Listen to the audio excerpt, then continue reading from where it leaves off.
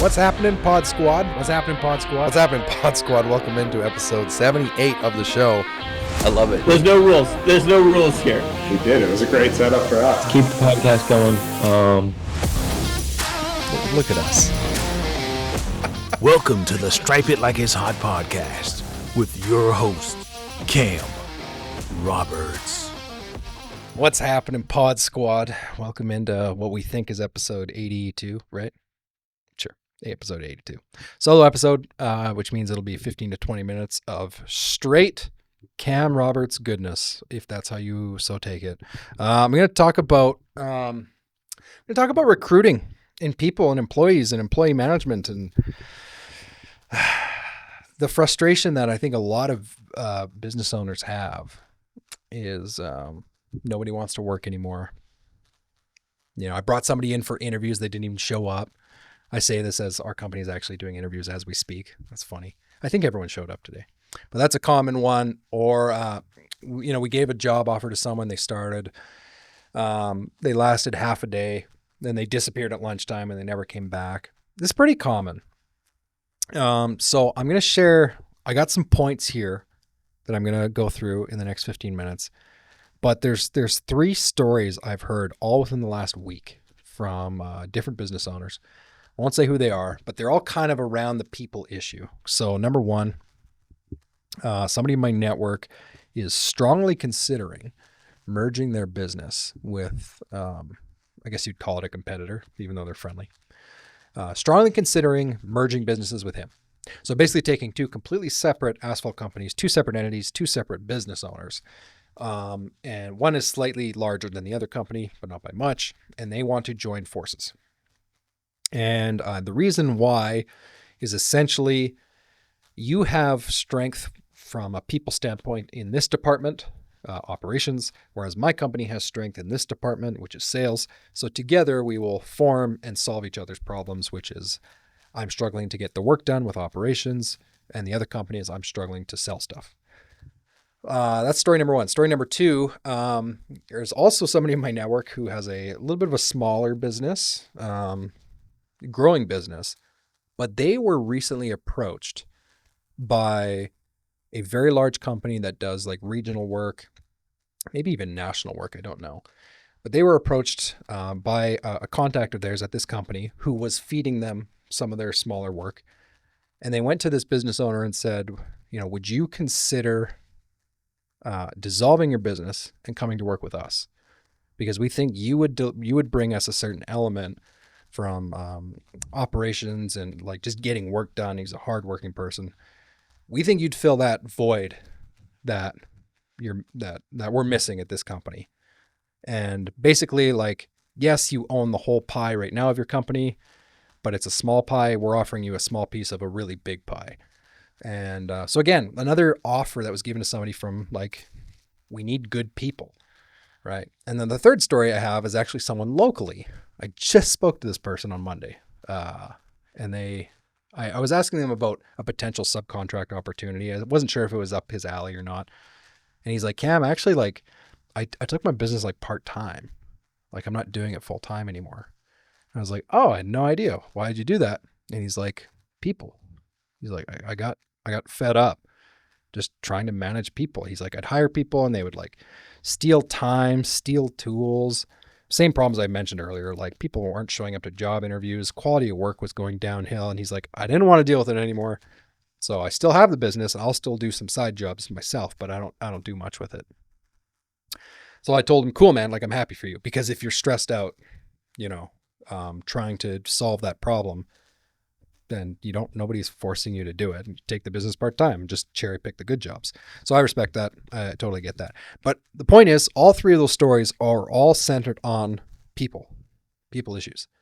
And I think it's fair to say the upcoming work generation, late millennials, Gen Z, gets a lot of bad rap. Some of it justified, some of it fair. Some of it, I believe the majority of it, though, is not fair. I think that the next generation of workers is actually has a lot of potential. And I think a lot of business owners, not saying the three people in my stories are doing this, but a lot of business owners are sometimes quick to see the negatives and not see the potential. So I wanted to just share some points from, I've gone through these points in a little bit detail with some people one-on-one. I've talked about this a little bit in some networking groups with Blacktop Banter, but I'm just going to give a quick summary of like recruiting and job posting in particular, because I think if you're trying to solve a people problem, you need to start with recruiting, and you need to start with an effective job posting. That's like first and foremost. And then comes the really hard part, which is building the right culture and employee management and making sure people are happy and blah, blah, blah. But let's start with the easy stuff. So recruiting and job posting. So a couple points I wanted to share with you guys. So my goal is in sharing this is if you are a business owner who is struggling with hiring or, doesn't trust people easily, had a hard time with employees before, I'm hoping this will help you.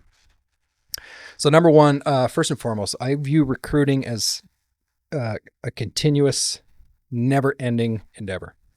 So what I mean by that is, even if you're not intending on hiring somebody now, I would adopt the mindset, we are always hiring.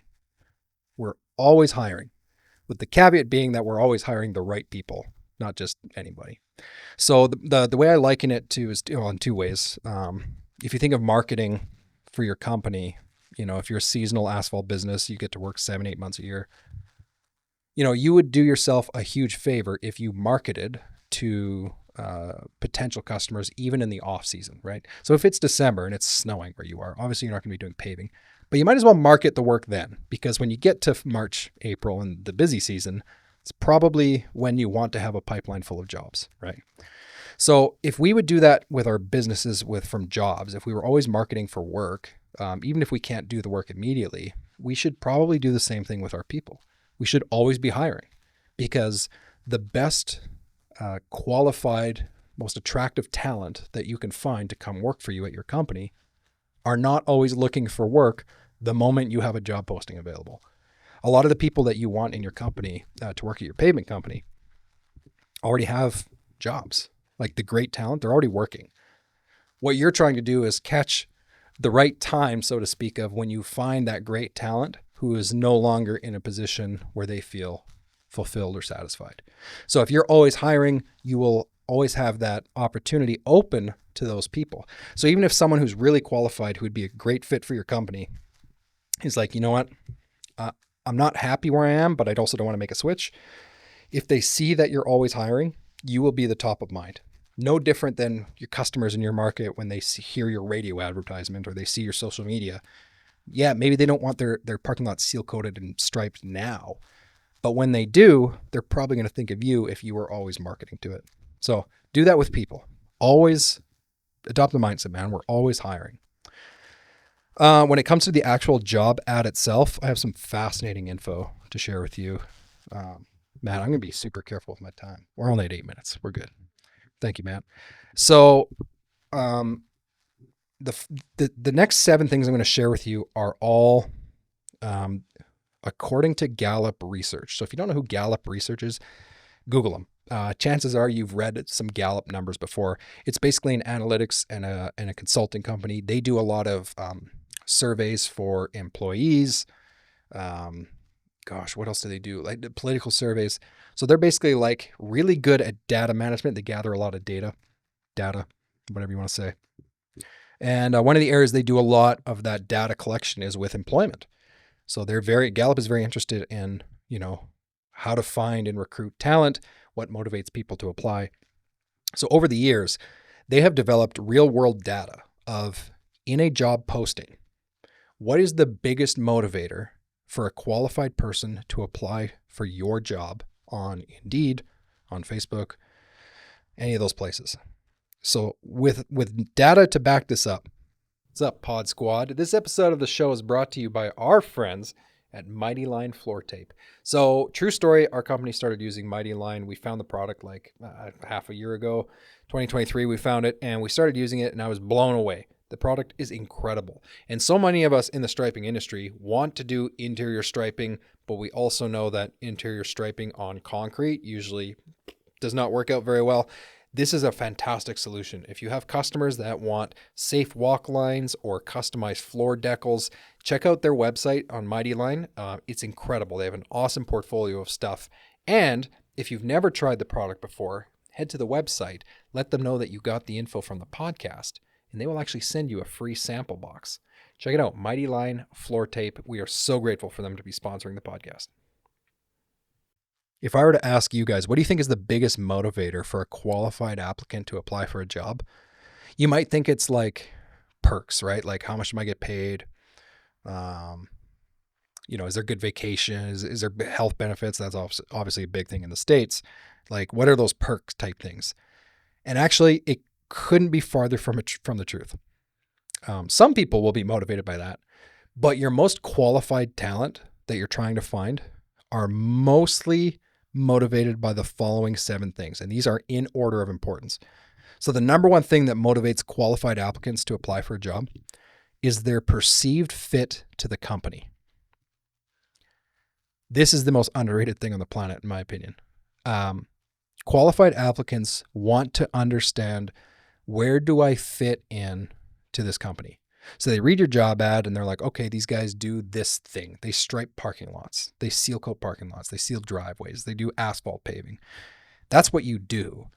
But through the job ad, they are asking themselves, qualified talent is asking themselves, what kind of culture, what kind of passion, what kind of vibe, what kind of mission, what is this company all about? Yes, that's is what they do. They do seal coating, they do striping, they do paving.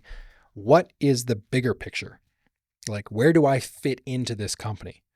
If it's just a collection of people just doing stuff, it might not be that exciting.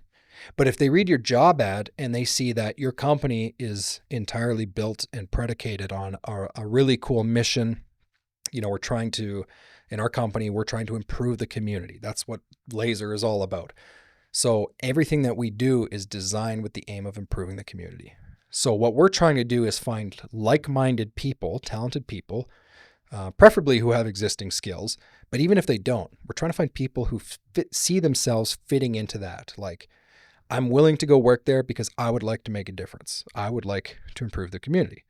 Or I would like to accomplish personal and professional development, which is what is in every one of our job ads. So qualified applicants, according to Gallup, mostly look for where they fit into the company.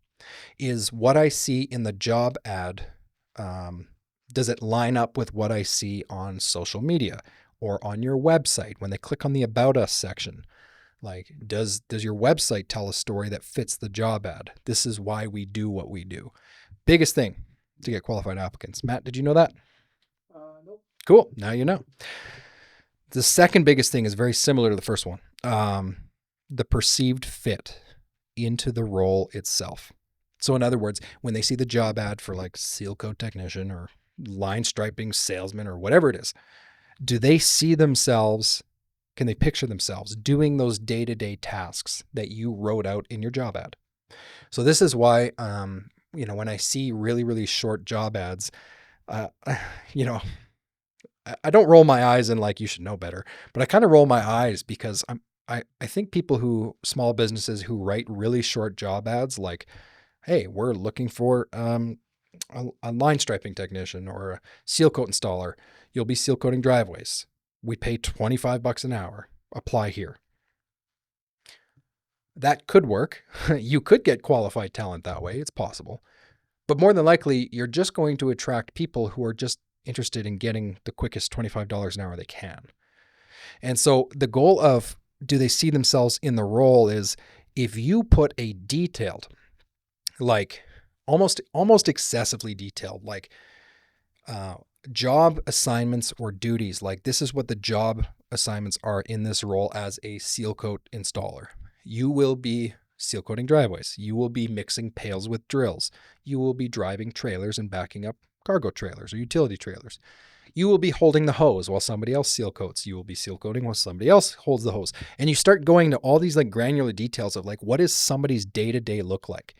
And the reason why Gallup says it's so helpful to build that like really detailed, granular list of things they're going to do is because it's painting the picture of like somebody going, could I see myself potentially holding a hose at a seal coat company?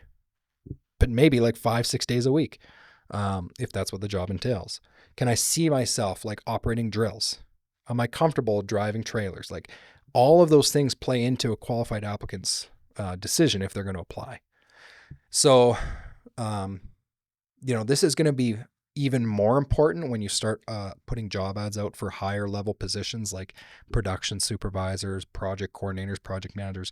That's when you really want to get detailed because, at the end of the day, not a lot of people are going to be jazzed up at the idea of holding stencils or holding a seal coating hose, but they will if they also see where they fit into the company, which was the first point.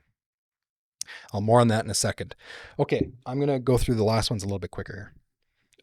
The third biggest motivator for qualified applicants to choose a job: how do they get treated during the application process?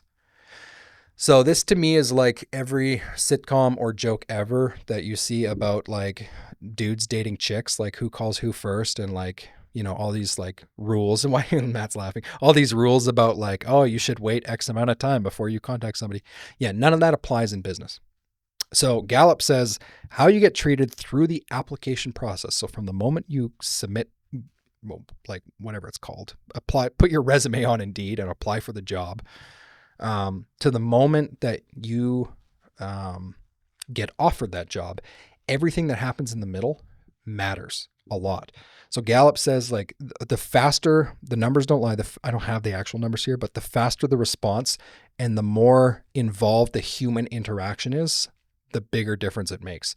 That's why you're seeing so many companies now that offer things like text alert service. So basically somebody applies, you can set up triggers that this texting service will text that person from a cell phone number. Doesn't even have to be your cell phone number, just a generic number that basically says, hey, name, thank you so much for applying. We're excited to dig into your resume and get to know you a little bit better. Those little micro interactions throughout the application process matter tremendously. It keeps people engaged. It tells them that you actually care. And if you wait 3 to 5 days to even respond to an applicant, they're probably still applying somewhere else. Like, think about that from a job hunting perspective. If you're a qualified person and you see an opportunity and you're like, man, I'd love to work there. You hit apply, you upload your resume at 8 a.m. on a Monday. And then all of Monday goes by, you don't hear anything. All of Tuesday goes by. Finally, at like Wednesday at like 4 p.m., you get a email saying, hey, we received this, we're going to be scheduling interviews in 2 weeks. You think that person's going to sit around waiting for you to bring them into an interview? Heck no. If they're a qualified person and they want a good opportunity, they're going to keep looking. You have to engage these people quickly. So that's when I hear a lot of these stories that I was opening this podcast episode with about, people griping on Facebook about nobody wants to work anymore. People don't show up for interviews. Well, no, duh. If they have to wait 2 weeks, why would they show up? Like, honestly, like we're in the day and age where Matt's on his phone right now. He's probably buying stuff from Amazon, right? You can just buy stuff. Okay. Don't ever show me that again. Just joking. But like that's every generation is used to this now. We can do things quickly. Like I don't have to wait. I can buy my stuff on Amazon. I can, contact people immediately. Everything is quicker now. So if you're waiting days to contact somebody or weeks to schedule an interview, dude, you're not going to get qualified talent, or very, very least you're statistically way less likely to get qualified talent. All right. 18 minutes. I want to wrap this up here pretty quick. Fourth biggest thing is company prestige. Now this one's a little bit tricky because you don't want to lie. You don't want to you're going to have a hard time backing a lot of this up with data. But when qualified applicants see statements in the job ads, such as we are the biggest seal coating company in this city, or maybe you can back it up with data, like somebody that I know very well and I work with, by far and away has the highest Google ratings. I'm like one of the highest Google ratings I've ever seen. It's like in the hundreds of 5-star ratings. It's like almost flawless. Like if you put that in a job ad, like this company is the highest rated asphalt company in the state of whatever, or the county or the province, man, does that make a difference for people. So one thing we put in our job ad, I'm just going to scroll down so I don't butcher it. We say we are the fastest growing asphalt company in central British Columbia. Now, can I prove that with actual data? No, but I'm saying that because we quite likely are, whether you view that from a revenue standpoint and employee standpoint, like we are growing fast. So I want to attract people who see themselves like, wow, that's a fast growing company. I would like to get in with them before, they're the size of Tesla or whatever. So little things like that make a difference. If we're the highest rated company in your area, put it in your job ad. Fifth thing is development opportunities. I'm going to spend like 2 minutes talking about this and then I'll wrap it up pretty quick. I've learned something through this podcast, through some of the networking groups I'm in. Almost every business owner is looking for the guy. So they're looking for somebody who can come in. Maybe they don't have a lot of pre-existing skills in pavement, but I've talked to a lot of business owners who are like, man, it would be great to hire somebody who sees the bigger picture, sees that we're growing, wants to be a part of it, can see themselves as an individual growing with the company. You start out in this position, down the road, a year, 2 years, you elevate and you get promoted and you get promoted. Like every business owner I talk to, every business owner says that. I want the guy who's bought in and wants to grow. What I don't see a lot of is in these job ads, how that's being explained. Now, to be fair, you can't just say that in a job ad and everything's perfect. Like, oh, you can grow with us. That'll attract every growth-minded person. No, you obviously have to be consistent. You have to explain that through the interview process. Even through the onboarding process, like people have to actually see that this is a company where there is development opportunities. But by far and away, especially if you're hiring, people my age or Matt's age, like if somebody's in their 20s or early 30s now, like they probably are looking for a place to develop. Like it's kind of not like it used to. Some people, they might go to trade school or something and they're Red Seal or journeyman, tradespeople by 25. And those people like know what they're doing and they, but a lot of other people don't. And they're looking for a place in their 20s. Like I want to plant roots somewhere in a company where I might not have the skill, but I need somebody to take a chance on me. That's what you need to communicate in your job ad.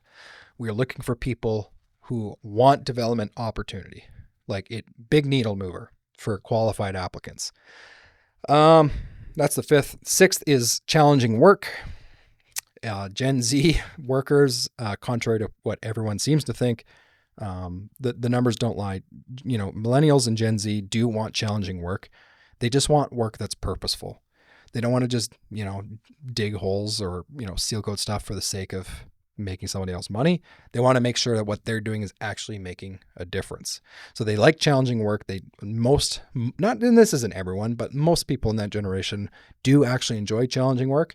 The reason why a lot of people don't realize that, in my opinion, is business owners aren't realizing that the challenging work has to be connected to a bigger purpose. You can't just work people hard and expect them to love it. It has to be connected to a bigger purpose. And then the last thing Gallup says, number 7, organizational image. So basically, how does this company look to an outsider? So you can put some of that in your job ad. Obviously, it has to match what people see on your website, on social media, etc. So just to wrap that up, top 2 things. Number 1, do I see myself fitting into this company?